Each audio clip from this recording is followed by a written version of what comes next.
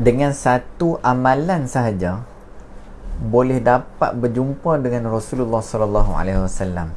Tuan-puan bayang, saya nak share satu perkara ni. Ini benar-benar nah tuan-puan. Satu hari saya ada share dekat live page Mem Ngaji lah, berkenaan dengan satu amalan ni, dan ramai yang sudah mulakan dan bagi feedback dekat saya, macam-macam jenis feedback. Contohnya macam, Ustaz, saya mula istighfar, keluarga saya dah mula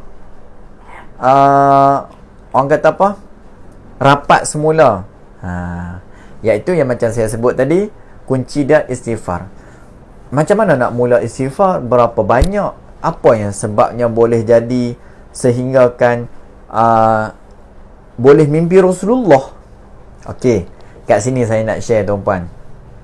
Kadang-kadang kita anggap perkara tu simple, tetapi penduduk langit menganggap perkara tu sangat-sangat hebat. Sebab apa?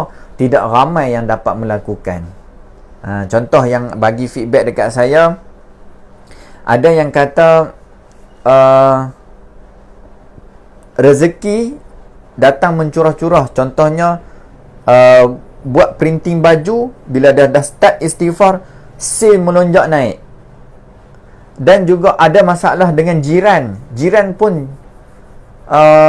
tiba-tiba datang, seolah-olah macam tidak ada kesalahan apa-apa, macam tidak ada masalah apa-apa. Yang tu yang penting tuan-puan. Dan juga yang paling besar sekali saya dapat tuan-puan, apa dia tahu? Istighfar, kemudian dia start istighfar hari Khamis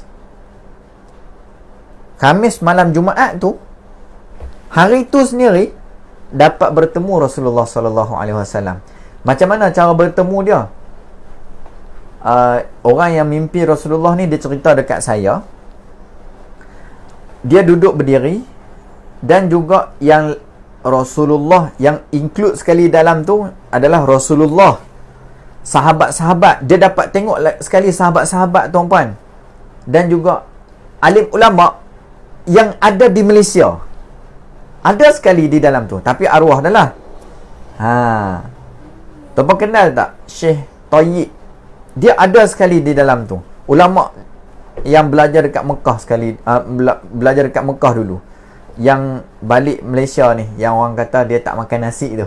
Okey, ada sekali dalam halaqah, dipanggil bulatan tu. Jadinya dalam halaqah tu ada Rasulullah, dan dia boleh cerita dekat saya. Dia kata apa? Masa tu Rasulullah pakai yang serban orang yang macam orang Arab duk pakai tu lah. Sangat kemas. Alright? Cantiknya. Anak saya tunjuk lukisan. Okey, so saya sambung. Pakai macam tu dalam keadaan Rasulullah ada nak menuju ke tempat lain pula. Apa dia buat tuan-puan? Saya bagi tahu macam mana. Dia buat apa yang Allah suruh buat sebenarnya, iaitu minta keampunan kepada Allah. Istighfar 1000 kali sehari. Dia buat start daripada selepas subuh 200 kali istighfar, astaghfirullahalazim.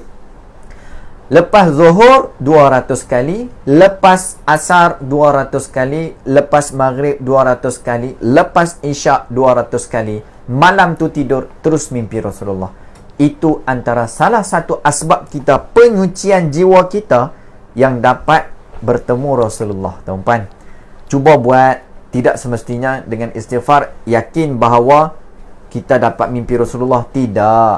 At least kita tahu itu pembuktian bahawasanya bila mana kita istighfar, salah satu titik-titik hitam di dalam diri kita terkeluar, terhapus.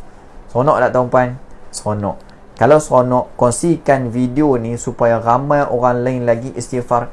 Tuan-puan dapat berkali-kali ganda kelebihan bila mana sebarkan, dan supaya dapat barakah, dapat dapat manfaat dan dapat bertemu Rasulullah sallallahu alaihi wasallam.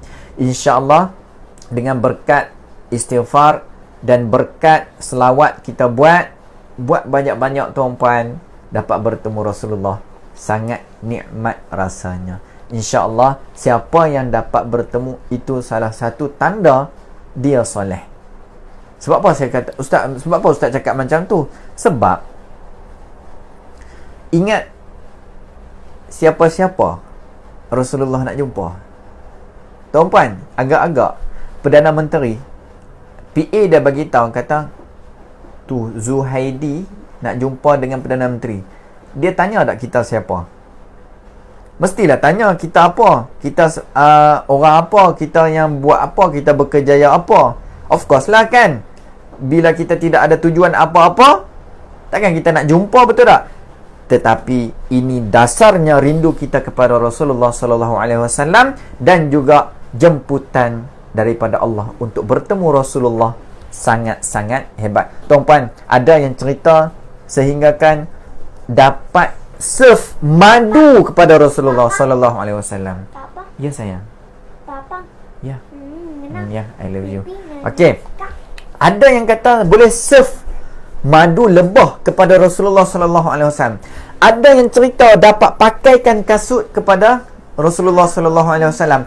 Ada yang pernah bertemu lutut, dipanggil berlutut, bukan bluetooth nanti apa, berlutut pun ada juga macam tu. Jadi usaha kita ke arah tu, kita dapat nampak bayang Rasulullah pun cukup dah. Kan? Betapa nikmatnya tuan-puan dapat minum bersama Rasulullah sallallahu alaihi wasallam. Insya-Allah moga-moga apa yang kita buat berlandaskan syariat Islam. Insya-Allah moga-moga kita dapat redha Allah. Kongsikan tuan-puan, insya-Allah. Wallahu a'lam. Alhamdulillah.